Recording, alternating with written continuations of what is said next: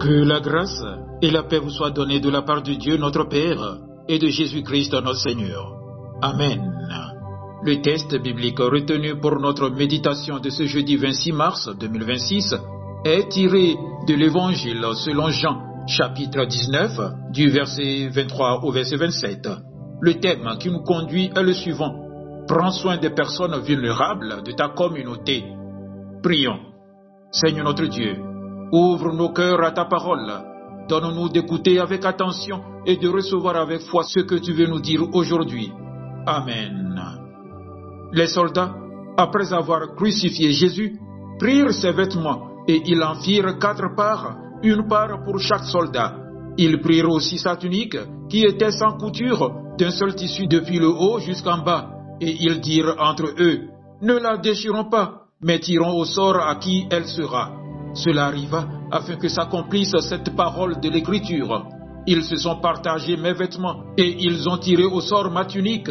Voilà ce que firent les soldats. Près de la croix de Jésus se tenaient sa mère et la sœur de sa mère, Marie, femme de Clopas, et Marie de Magdala.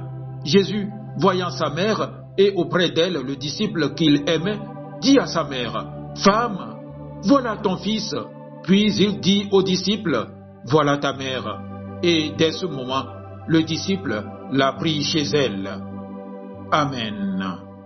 Bien-aimés dans le Seigneur, nous sommes aujourd'hui au pied de la croix. C'est un moment solennel, un moment chargé de douleur, mais aussi profondément rempli de sens. Jésus est en train de vivre ses dernières heures.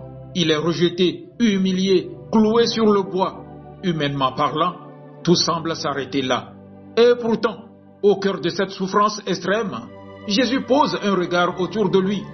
Il voit sa mère, il voit le disciple qu'il aime, et il prononce ces paroles simples, mais puissantes. « Femme, voici ton fils. » Puis il dit au disciple, « Voici ta mère. » Par ces mots, Jésus accomplit bien plus qu'un geste familial. Il exprime une vérité spirituelle profonde. Même dans la souffrance, l'amour reste actif. Même dans la douleur, l'attention aux autres demeure essentielle. Ce passage nous révèle que l'amour véritable ne dépend pas des circonstances. Jésus aurait pu se concentrer uniquement sur sa propre douleur, mais il choisit de prendre soin de quelqu'un d'autre.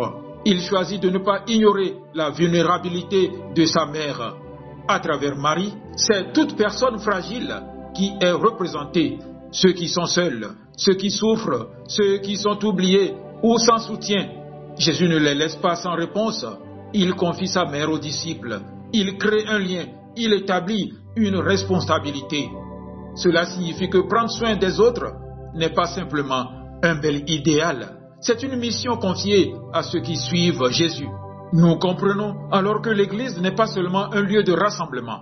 Elle est une famille où chacun a sa place, mais aussi une responsabilité envers les autres. Quand Jésus dit « Voici ta mère », il invite le disciple à accueillir, à protéger, à accompagner. Il invite à ouvrir son cœur et sa vie. Aujourd'hui encore, cette parole nous est adressée. Qui sont les personnes vulnérables dans notre entourage? Peut-être une personne âgée isolée, un voisin malade, une famille en difficulté, un jeune en perte de repères ou simplement quelqu'un qui traverse une période de solitude.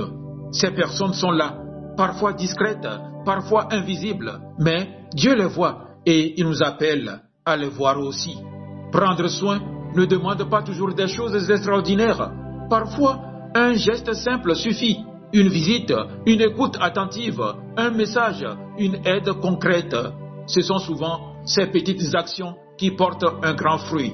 Ce texte nous interpelle aussi personnellement. Sommes-nous attentifs aux besoins autour de nous ou sommes-nous absorbés par nos propres préoccupations? Jésus nous montre que même dans les moments difficiles, il est possible d'aimer et de prendre soin. Il nous invite à élargir notre regard et à ouvrir notre cœur. En confiant Marie aux disciples, Jésus nous enseigne que personne ne doit rester seul. Il nous appelle à être une communauté où chacun est soutenu, accompagné et aimé. Ne soyons pas une communauté où l'on passe sans s'arrêter. Soyons une communauté où l'on prend le temps d'écouter, le temps de visiter, le temps d'encourager, le temps d'aimer. Car la vérité, c'est que chacun de nous peut faire quelque chose. Tu n'as peut-être pas beaucoup, mais tu as toujours assez pour aimer quelqu'un. Et si chacun prend soin d'une personne, alors personne ne sera oublié. Que cette parole nous transforme aujourd'hui, qu'elle fasse de nous des hommes et des femmes sensibles à la souffrance des autres et qu'à travers nos actions, même les plus simples, l'amour de Dieu devienne visible. Amen. Paisible journée à vous tous.